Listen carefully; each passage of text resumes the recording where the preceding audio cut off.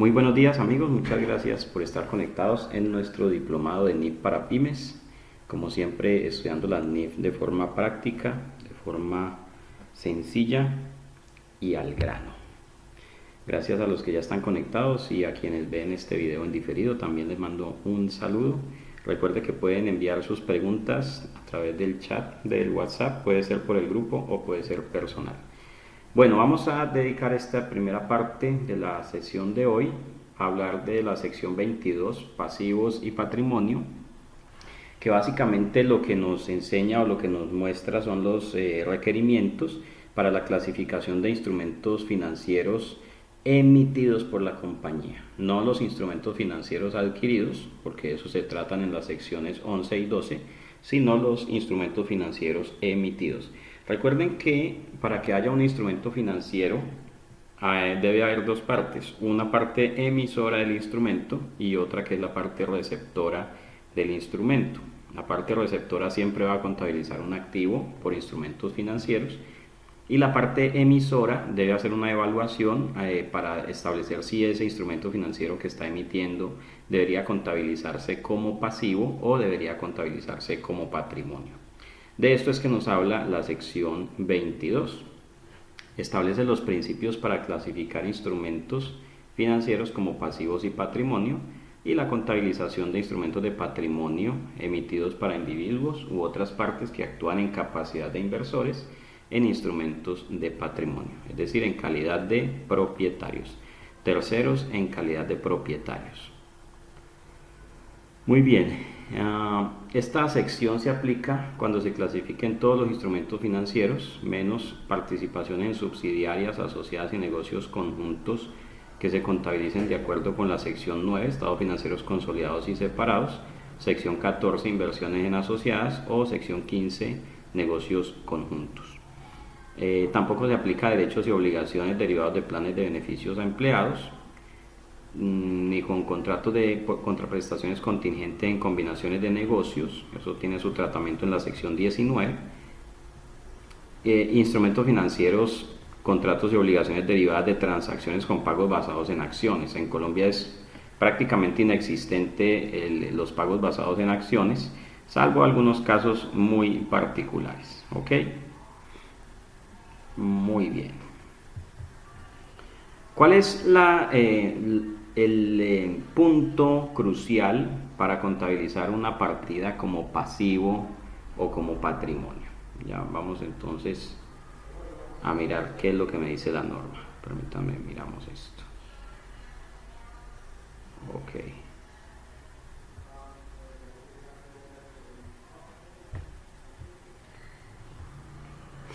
Bien, entonces lo primero que tenemos que tener en cuenta es la definición de patrimonio y la definición de pasivo.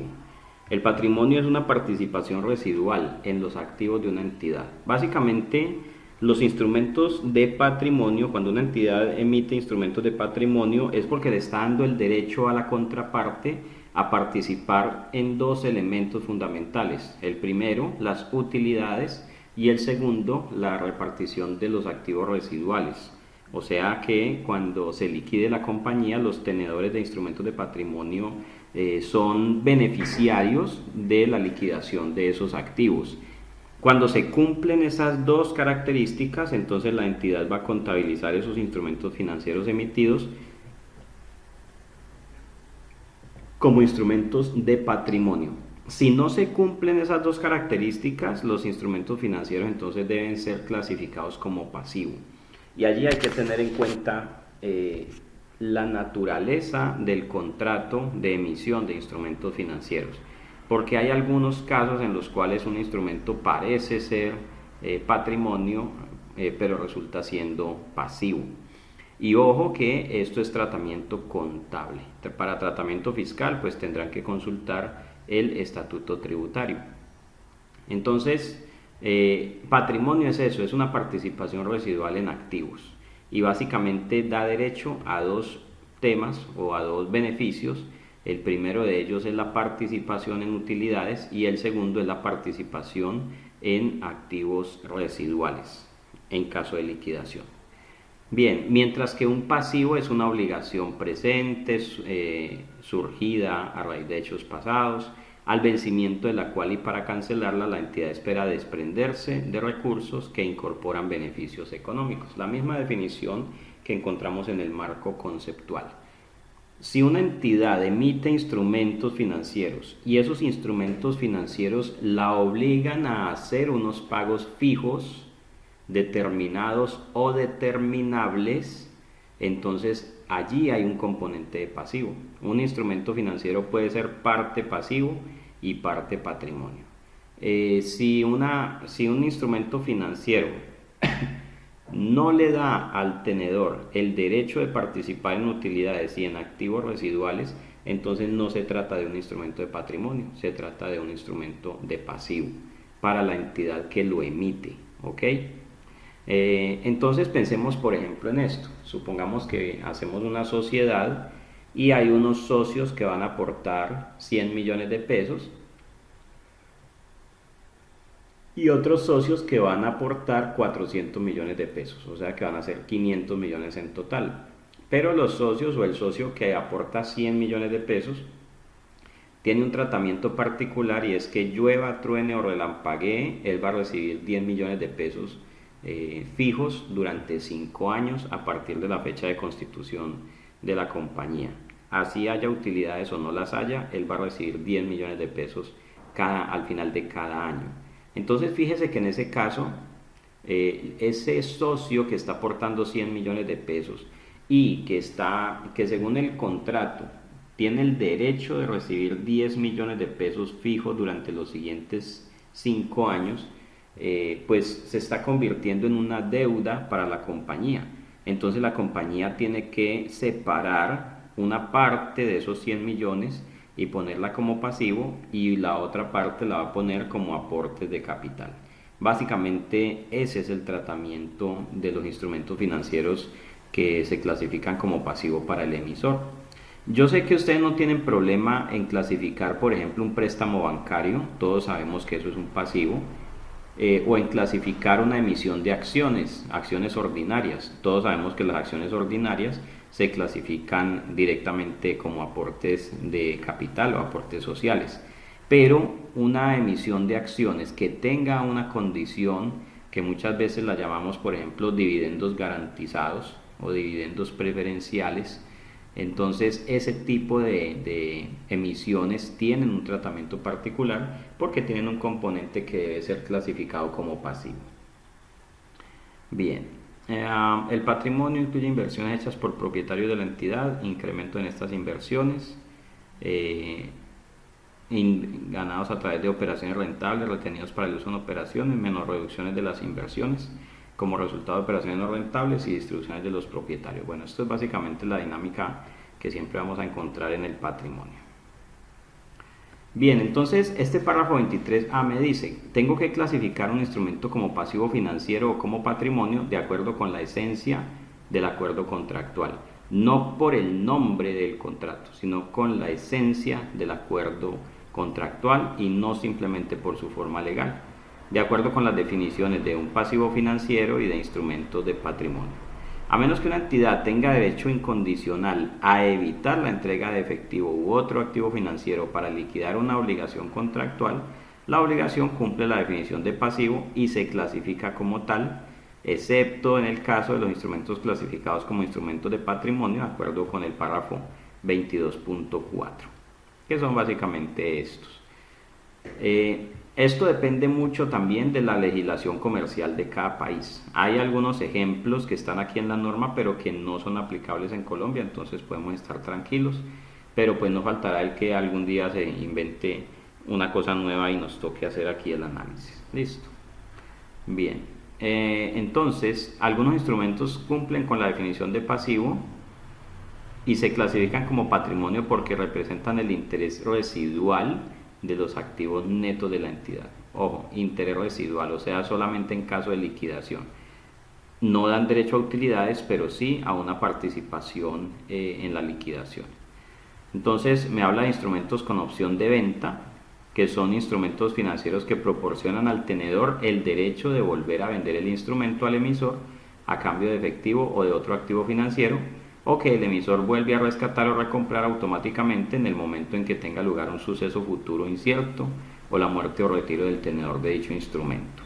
Entonces, cuando hablamos de acciones con opción de venta y de acciones sin opción de venta, no significa que el tenedor o el accionista las pueda vender a un tercero o no.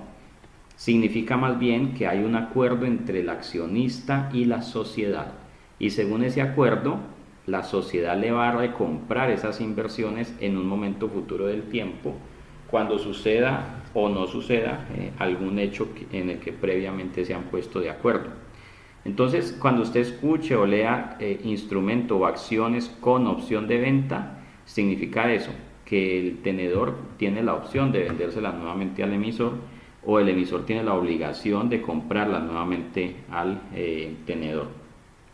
Si son sin opción de venta, pues son acciones ordinarias, que no tiene el accionista el derecho de venderlas nuevamente a la sociedad, ni la sociedad la obligación de comprarlas. Que normalmente las acciones ordinarias tienen esa característica. Usted las compra y las puede vender a cualquiera, pero ninguna sociedad está obligada a recomprar esas acciones ordinarias. El instrumento con opción de venta se clasifica como instrumento de patrimonio si tiene las siguientes características. Esto nos ayuda también a identificar cualquier instrumento financiero que tiene la característica de patrimonio. Primero, otorga al tenedor el derecho a la participación proporcional en activos netos, es decir, en caso de liquidación, pues va a tener su parte. Segundo, el instrumento se encuentra en la clase de instrumentos que está subordinado a todas las demás clases de instrumentos, es decir, no tiene un tratamiento especial o particular en relación con los demás instrumentos. Tercero, todos los instrumentos financieros de la clase de instrumentos que está subordinada a todas las demás clases de instrumentos tienen características idénticas. No tiene él ventajas respecto a otros tenedores de instrumentos financieros. Cuarto, además de la obligación contractual para el emisor de recomprar o rescatar el instrumento a cambio de efectivo u otro activo, no incluye ninguna obligación contractual de entregar efectivo u otro activo financiero. Una cosa es la opción de venta, o sea que la entidad se compromete a recomprar, y otra muy distinta es que la entidad quede obligada a darle cierto dinero al tenedor de la acción, por ejemplo a título de dividendos preferenciales o cualquier otra denominación. Y quinta, los flujos de efectivo totales esperados atribuibles al instrumento a lo largo de su vida se basan sustancialmente en resultados. Es decir, el tenedor de estos instrumentos, si recibe algo de dinero, algo de utilidades, pues van a ser utilidades basadas en el estado de resultados. Por decir algo, el 3% de las utilidades de cada periodo, pero no una cuantía fija. Hay algunas acciones que incorporan un beneficio a recibir un dividendo preferencial e incondicional, o sea, haya o no haya utilidades, reciben unos dividendos. Entonces, en ese caso, ese instrumento se clasifica como instrumento de pasivo.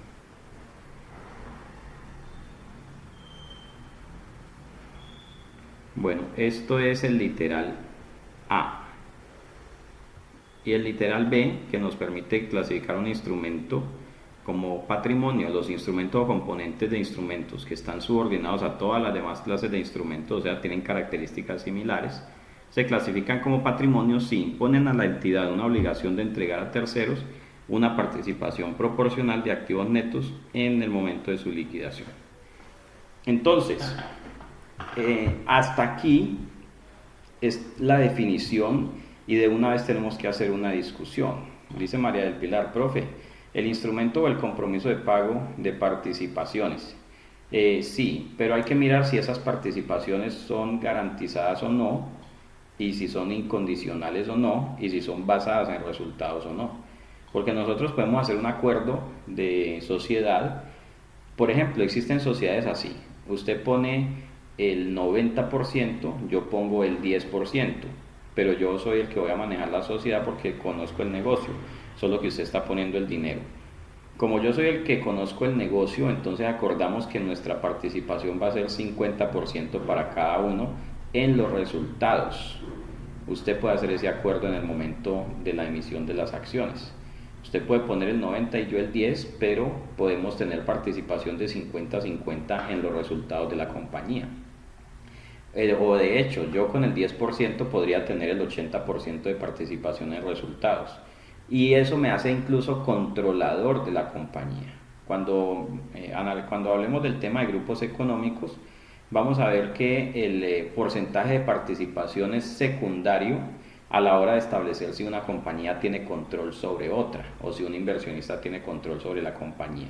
Allí lo que importa no es tanto el porcentaje de participación, sí es importante, pero más importante aún es el porcentaje de participación en las utilidades, porque eso es lo que le da la exposición a riesgos y beneficios provenientes de la compañía. ¿Ok?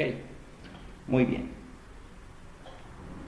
Entonces, el párrafo 22.5 nos habla de instrumentos financieros que se clasifican como pasivos en lugar de clasificarse como patrimonio. Y este tema es muy interesante, vamos a estudiarlo con pinzas, porque aquí en Colombia tenemos una fuerte discusión por algunos tipos de entidades que ya los vamos a nombrar. Primero, literal A. Un instrumento se clasifica como pasivo si la distribución de activos netos en el momento de la liquidación está sujeta a un importe máximo o techo. Por ejemplo, en la liquidación, si los tenedores del instrumento reciben una participación proporcional de los activos netos, pero este importe está limitado a un techo y los activos netos en exceso se distribuyen a una institución benéfica o al gobierno, el instrumento no se clasifica como patrimonio. Vayan analizando dónde sucede eso, ¿sí? Que en el momento de la liquidación no sean los tenedores de instrumentos de patrimonio, entre comillas, o de acciones, cuotas, partes o participaciones o como las quieran llamar, ellos no reciben la distribución de activos netos, sino que en el momento de liquidación estos activos netos tienen que ser trasladados a un tercero. El segundo, un instrumento con opción de venta se clasifica como patrimonio si al ejercer la opción de venta el tenedor recibe una participación proporcional de los activos netos de la entidad que se mide de acuerdo con esta norma. Sin embargo, si el tenedor tiene derecho a un importe medio sobre alguna otra base, como los PCGA locales, el instrumento se clasifica como pasivo. Entonces, si hay una emisión de acciones donde el tenedor tiene el derecho a venir a la compañía para que le recompren acciones, pero se las recompran de acuerdo con el valor patrimonial multiplicado por el porcentaje de participación, ese se clasifica como patrimonio. Pero si el valor de la recompra está establecido y no depende del porcentaje del patrimonio, se clasifica como pasivo. Un instrumento se clasifica como pasivo si obliga a la entidad a realizar pagos al tenedor antes de la liquidación, tales como un dividendo obligatorio. Dividendos preferenciales, dividendos garantizados, hacen que los instrumentos financieros se conviertan en pasivo.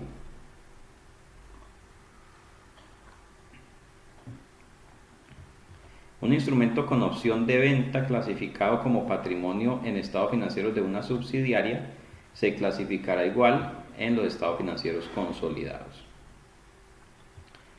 Una acción preferente que estipule un rescate obligatorio por el emisor por un importe fijo o determinable en una fecha futura. La fecha también puede ser fija o determinable. O que da al tenedor el derecho de requerir al emisor el rescate del instrumento en o después de una fecha en particular por un importe fijo o determinable, es un pasivo financiero. Señor, haga una inversión acá y dentro de 3 años nos devuelve la acción y le devolvemos la plata, más estos rendimientos. Eso es un instrumento de pasivo.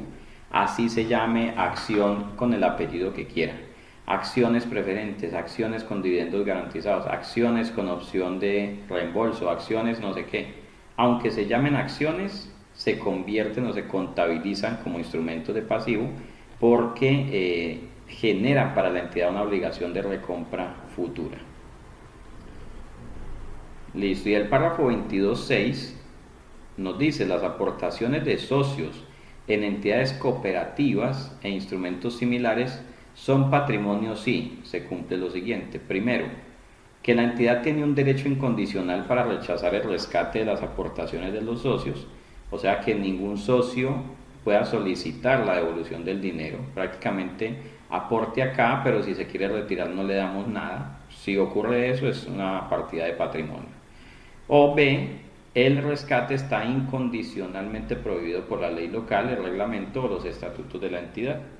Si se cumple una de esas dos, entonces esos instrumentos son patrimonio. Alfonso nos dice, profe, ¿qué pasa con esos pasivos de los socios cuando ellos le entregan el efectivo equivalente a la empresa pero no se estipula ningún interés? Al igual, ¿la empresa debe reconocer esos intereses o cómo sería? Bien, hay ocasiones en las cuales los socios traen plata para la compañía. Dice, tengo estos 500 millones que me están tallando debajo del colchón, entonces los voy a poner en la cuenta de la empresa. Lo que debería suceder allí es que se haga un contrato entre la compañía y el socio, como cualquier persona mortal lo haría. Yo no llevo plata a ninguna parte si no hay un contrato. Pero pues cuando son los mismos socios muchas veces esto se va haciendo como práctica y no se formaliza. Entonces, primero que todo debería haber un contrato. Porque ¿qué pasa? Si yo soy su auditor, usted me muestra los estados financieros y tiene un pasivo con socios, yo le voy a preguntar por el contrato entre la sociedad y el socio, porque allí es que me voy a dar cuenta qué obligaciones tiene la sociedad para con el socio. Y eso es lo que nos permite saber entonces qué contabilización se le va a dar. Si no hay una documentación, un auditor debería abstenerse de opinar sobre eso, porque el auditor no sabe o no puede determinar cuáles son las condiciones de ese contrato. De hecho, para que exista un pasivo de esa naturaleza, que alguien ponga plata en la compañía, debería existir un contrato de mutuo, un contrato de préstamo, que es el que le da forma a ese pasivo, es el que nos habla acerca de los intereses, el que nos habla acerca del pago, del calendario, del número de cuotas, etc. Si no existen esos contratos, entonces empezamos a tener problemas con cualquier auditor, con cualquier tercero, con la DIAN, con la superintendencia y con todo el mundo. Entonces, colegas, si en sus estados financieros hay cuentas por pagar a socios, porque ellos han traído dinero o por lo que sea, hagan contratos donde se establezcan todas esas características para que no llegue la DIAN y nos diga una cosa, la superintendencia otra, el auditor otra, el revisor fiscal otra y el profe Maya otra. Bien. Yo veo que escriben y no me sale nada. Ahí están escribiendo. Bueno, entonces, dice María del Pilar, si no se pacta interés, la norma me obliga a calcular intereses implícitos. En el caso de pasivos, no. Porque pasa lo mismo que pasa o que ocurre en las entidades financieras, en los bancos. Usted puede llegar a un banco y decir, vengo a depositar 100 millones en mi cuenta de ahorros o corriente. Eso para el banco es una obligación financiera. Eso se llaman exigibilidades en los estados financieros de los bancos, depósitos y exigibilidades. Es un pasivo, para el banco eso es un pasivo, usted puede poner 100 millones de pesos allá y el banco no le va a preguntar, oiga señor, ¿y usted cuándo los quiere retirar? Porque precisamente es una cuenta corriente o de ahorros. Entonces usted pone los 100 millones ahí y esos 100 millones los puede dejar ahí 100 años y dentro de 100 años puede ir a cobrar esos 100 millones de pesos y van a seguir siendo los mismos 100 más unos intereses que son más o menos como el tamaño de una uña de pulga, más o menos así son los intereses que le paga el banco por sus depósitos. Entonces la norma no te obliga a que si tienes un pasivo tengas que contabilizar algún tipo de intereses, eso no lo establece la norma. Distinto si usted tiene una cuenta por cobrar, allí sí hay que hacer mediciones de valor presente. Pero en el caso de pasivos, si 100 es el valor del pasivo y no tiene una fecha de pago, entonces la norma no te obliga a calcular ningún tipo de intereses. Profe, pero si ese dinero es de un tercero, familiares del accionista, puede ser de cualquiera.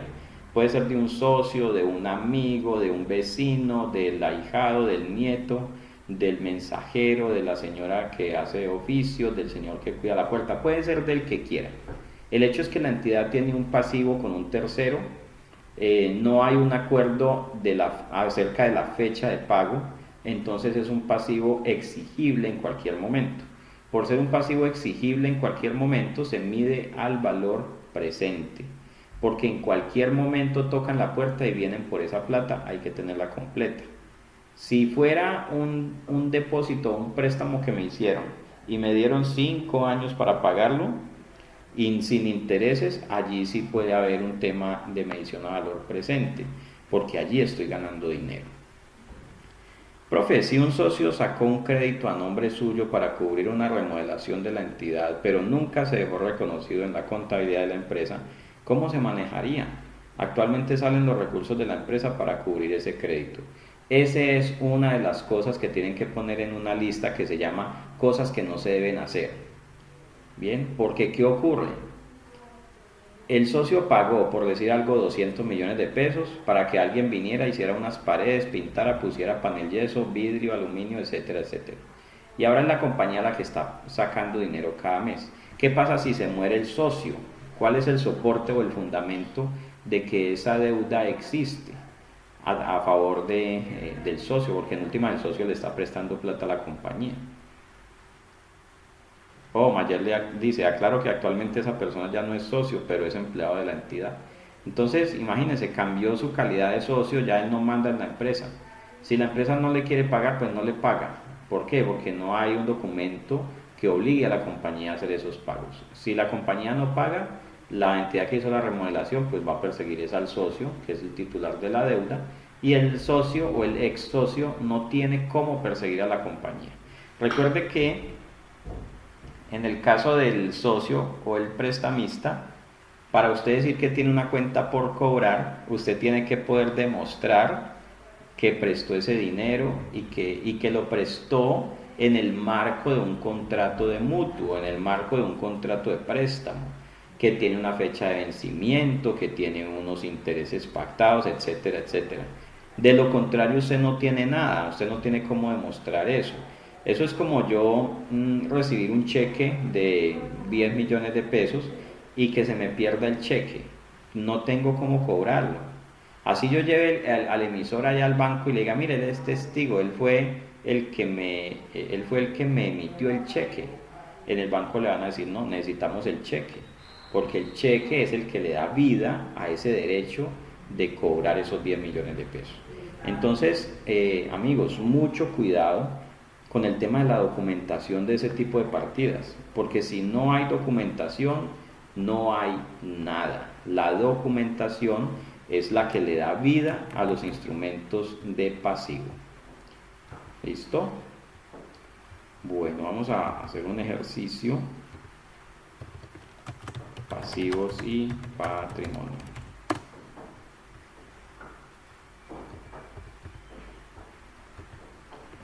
Listo, les voy a poner este caso. Una empresa necesita 500 millones para un proyecto rentable. La entidad hace un acuerdo con un socio inversionista en las siguientes condiciones. Emite acciones que serán recompradas. Emite acciones por un valor de 500 millones que serán recompradas en 5 años por 700 millones. Durante esos años, el inversionista tendrá derecho a el 10% de las utilidades de la compañía. Si la compañía se liquida en el transcurso de los 5 años, el socio tiene derecho a que se reintegre la inversión inicial más un 15% como participación o como rentabilidad. Listo, me acabo de inventar aquí una transacción. Una compañía necesita 500 millones. Entonces busca y encuentra un socio que dice, listo, yo pongo los 500, pero me devuelven en 5 años 700. En garantía me van a dar instrumentos de patrimonio, me van a emitir acciones, entonces le ponen un apellido a las acciones. Acciones con opción de venta, con dividendo preferencial, etcétera, etcétera. Eso lo permite el Código de Comercio. Hay algunas figuras permitidas allí en el Código de Comercio, y hay veces se hacen figuras que no están en el Código de Comercio, que se vuelven contratos atípicos. Entonces, esos son los contratos que tenemos que aprender a analizar para establecer cuál es su tratamiento contable. Entonces, voy a dejarlos un minuto para que me den comentarios acerca de este negocio que les estoy proponiendo. Quiero leer sus comentarios.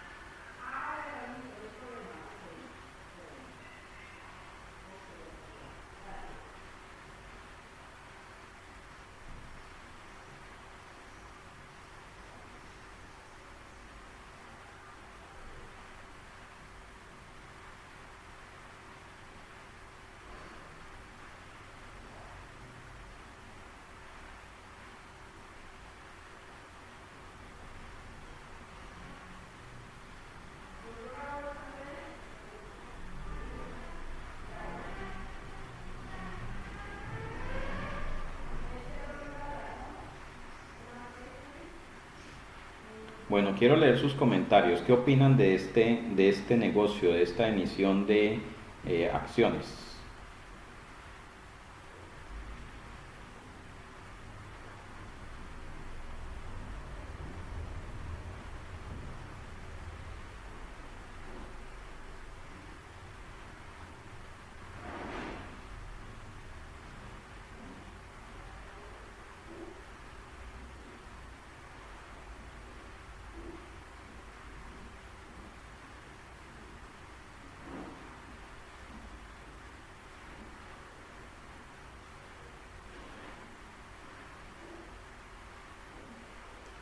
Entonces dice María del Pilar, en mi opinión hay una parte a reconocer como pasivo y otra como patrimonio.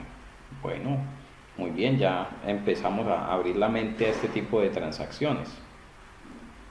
El tema es entonces qué parte se reconocería como pasivo y qué parte como patrimonio, según esa teoría. Bien, o según esa tesis.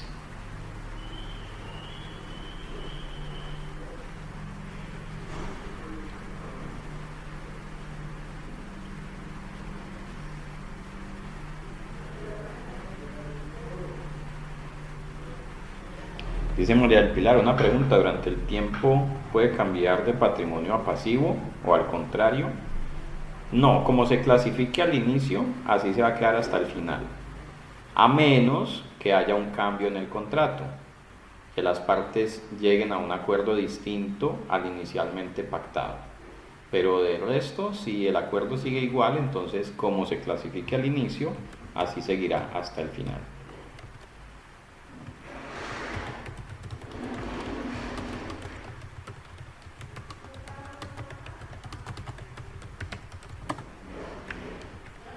Listo, entonces en este caso hay que analizar dos temas, ¿sí? Se deben analizar dos elementos. Primero, participación residual en activos. En este caso, el accionista no tiene, ojo, una participación en los activos netos, sino que tiene derecho al reintegro de su inversión más una porción como rentabilidad. Segundo, participación en las utilidades de la compañía.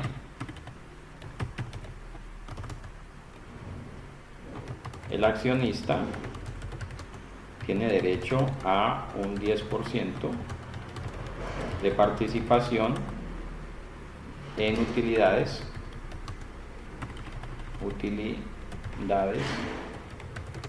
durante el tiempo que permanezca la inversión. Pongámosle aquí 5 años. Entonces, fíjese lo que ocurre. La participación del 10% en utilidades en este punto se vuelve un tema secundario. Incluso el 15% que le devolverían por rentabilidad en caso de liquidación se vuelve un tema secundario. Y lo que prima en este caso, por ser el tema más importante, es que el accionista no tiene participación residual en los activos netos. De hecho, en un acuerdo como este, de pronto me faltó mencionarlo al inicio, ese inversionista no suele tener voz y voto en las asambleas, no suele participar en la administración del negocio, porque él lo único que está haciendo es poner la plata y sentarse a esperar una rentabilidad. ¿Ok? Entonces, en este caso, dado lo anterior, el instrumento debe clasificarse como instrumento de pasivo.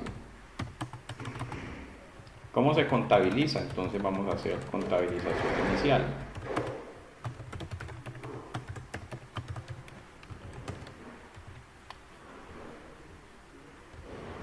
Entonces la contabilización inicial va a ser pasivo financiero. Vamos a recibir 500 millones.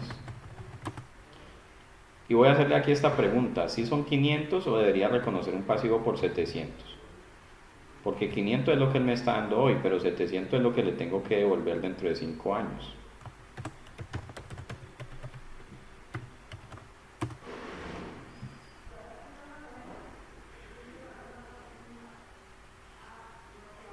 ¿Están de acuerdo con que ponga el pasivo por 500 o debería ponerlo por 700? ¿O qué comentario tienen al respecto?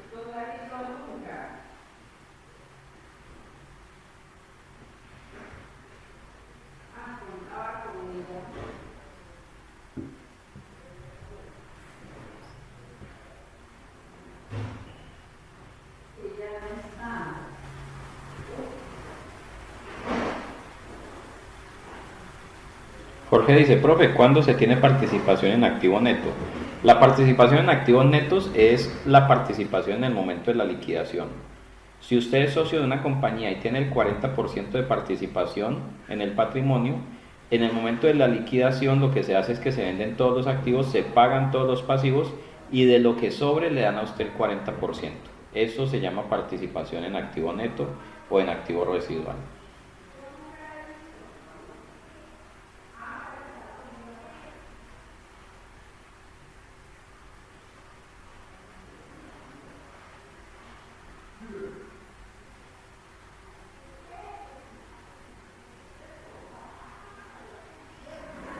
Bien. María del Pilar dice: yo creo que el excedente lo voy reconociendo en la medida que pasa el tiempo. Muy bien, María del Pilar, esa es la idea. Porque hoy estamos recibiendo 500 millones de pesos. Así de sencillo. Los instrumentos financieros en la medición inicial se miden por el importe recibido. Por aquí está, si el instrumento, si lo recibe.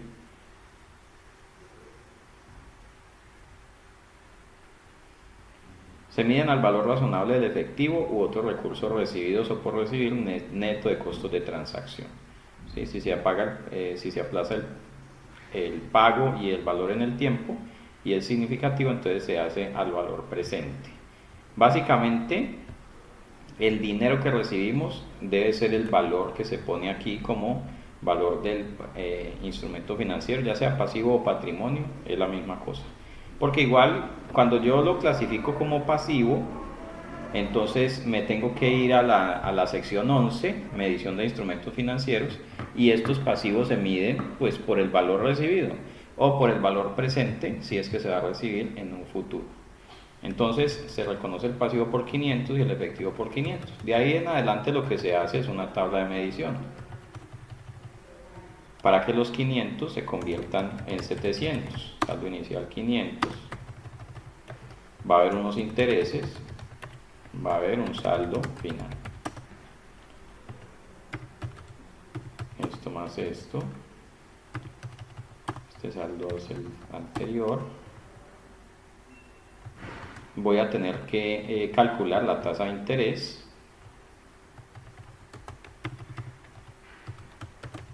Tasa de interés, que básicamente lo hago con el valor actual, con el valor futuro y con el plazo. El valor actual es el valor inicialmente recibido, el valor futuro es lo que tengo que devolver,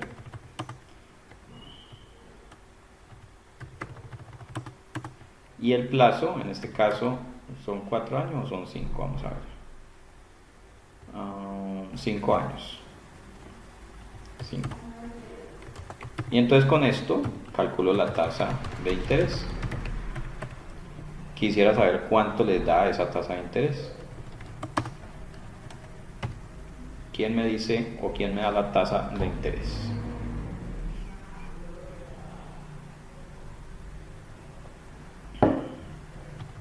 Con esa tasa de interés completamos la tabla.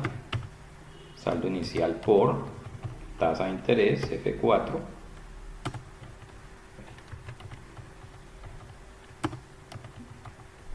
y el saldo final, que debe llegar a 700.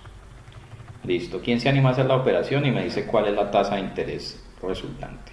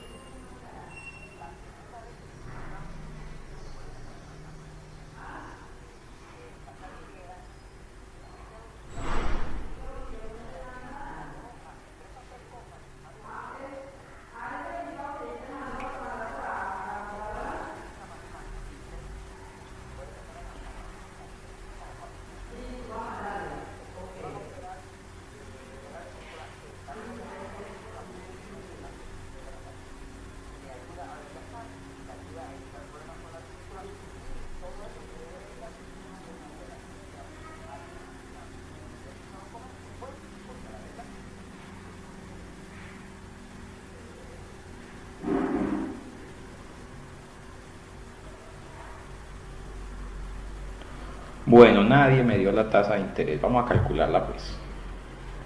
Dice así: con la función tasa, el número de periodos, pago no hay porque no hay un pago periódico, el valor actual, que son 500, y el valor futuro, que lo pongo negativo porque es un desembolso, de 700. Y entonces vamos a encontrar una tasa, en este caso esa es la tasa implícita en el acuerdo, del 6.96%.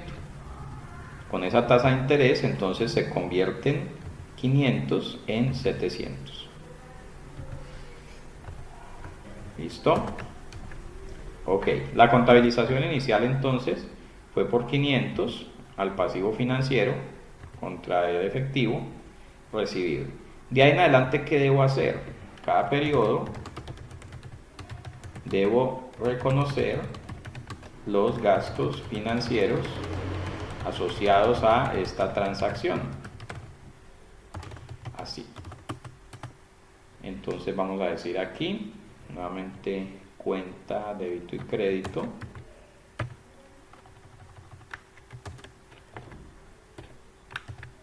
Vamos a decir aquí pasivo financiero.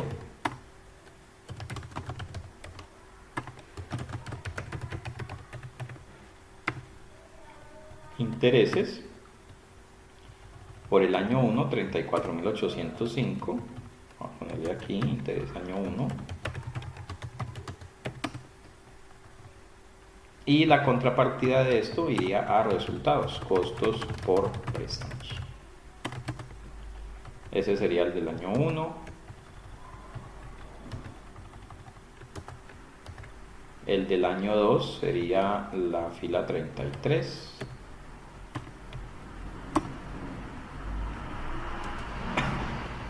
Este es el del año 2. El del año 3, que sería la fila 34.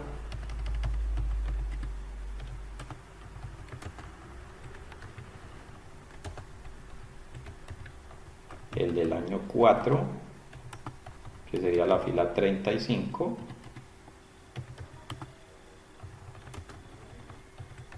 Y el del año 5, que sería la fila 36. Listo.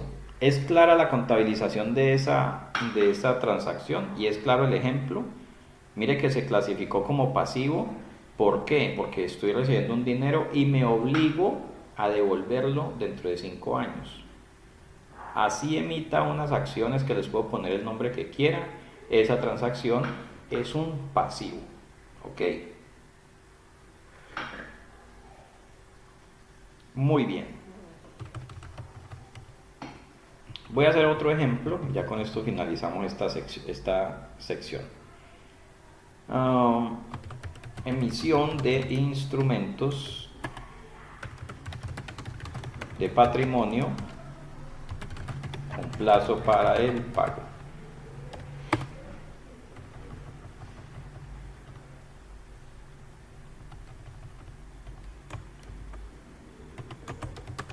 Dos socios constituyen una sociedad por acciones simplificada.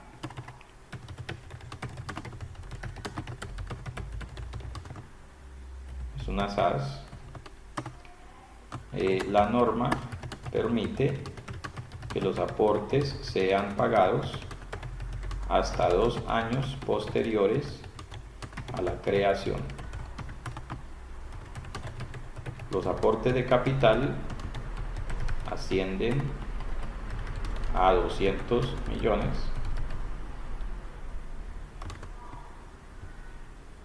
aportes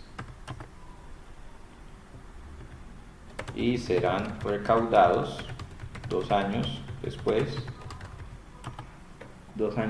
de la creación de la compañía.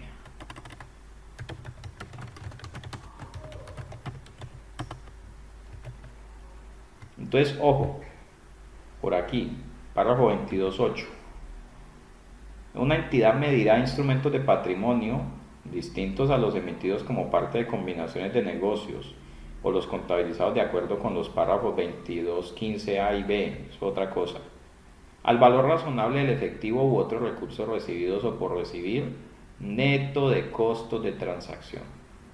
Si se aplaza el pago y el valor en el tiempo del dinero es significativo, la medición inicial se hará sobre la base del valor presente. ¿Sí? Entonces, con base en eso, ¿cómo se contabilizaría esto? Es claro que el dinero no va a entrar a la compañía en el momento de la constitución. Entonces, yo no puedo hacer esto, fíjense.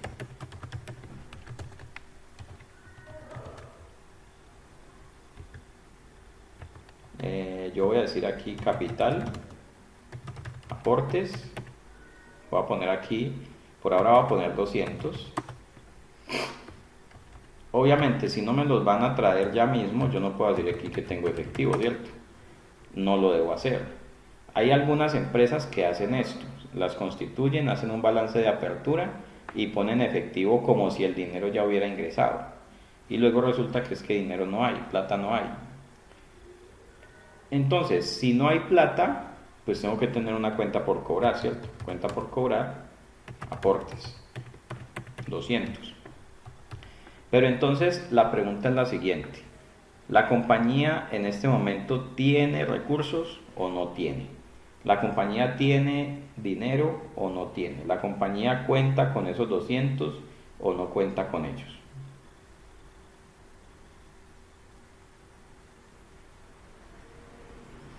Entonces, plata no hay, ¿cierto? No hay dinero. Entonces, ojo con lo siguiente.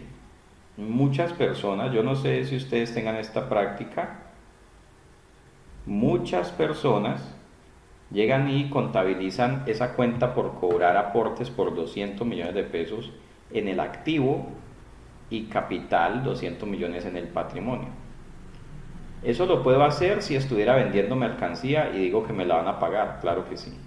Pero tratándose de aportes de capital yo no puedo hacer eso. Esta cuenta por cobrar aportes hace parte de las cuentas de patrimonio con naturaleza débito. Quiere decir que el patrimonio de una sociedad por acciones simplificada, en la cual los socios no han traído el dinero de los aportes, sino que han hecho uso del plazo de 2 años que da el gobierno nacional, el patrimonio de esa sociedad por acciones simplificada es 0, no son 200, es 0, porque estoy diciendo aportes 200, cuentas por cobrar capital aportes 200. Entonces el patrimonio de una SAS donde no han traído dinero es 0. Y el que no me quiera creer, entonces le voy a poner este ejemplo. Para crear un banco en Colombia se necesita un patrimonio de alrededor de los 10 millones de dólares. Digamos que no sé en cuánto esté la cifra hoy actualizada de la superintendencia, pero digamos que sean 30.000 millones de pesos. Entonces nos reunimos nosotros, pueden ser los que hay aquí conectados, 10 personas, y hacemos un acta donde dice que cada uno se compromete a traer 3.000 millones de pesos dentro de 2 años. Y entonces hacemos un balance inicial donde ponemos patrimonio 30.000 millones de pesos, activo 30.000 millones de pesos y la llevamos a la superintendencia financiera para que nos apruebe la creación del banco de los contadores. Y entonces la superintendencia nos va a decir dónde está el dinero. Ah, no, es que lo vamos a traer dentro de 2 años. No, no sirve. Tiene que estar el dinero hoy. O sea, el patrimonio para crear un banco no puede iniciar diciendo que es una cuenta por cobrarle a los socios. Y eso aplica para cualquier tipo de sociedad. Si no ha entrado el dinero, no podemos tener patrimonio. El patrimonio es lo que efectivamente se está aportando. Y si simplemente aporté una carta diciendo que voy a traer plata, eso no significa aporte. Con eso no se compra nada, con eso no se hace absolutamente nada. ¿Listo? Quiero saber si es claro hasta allí o si hay alguna pregunta.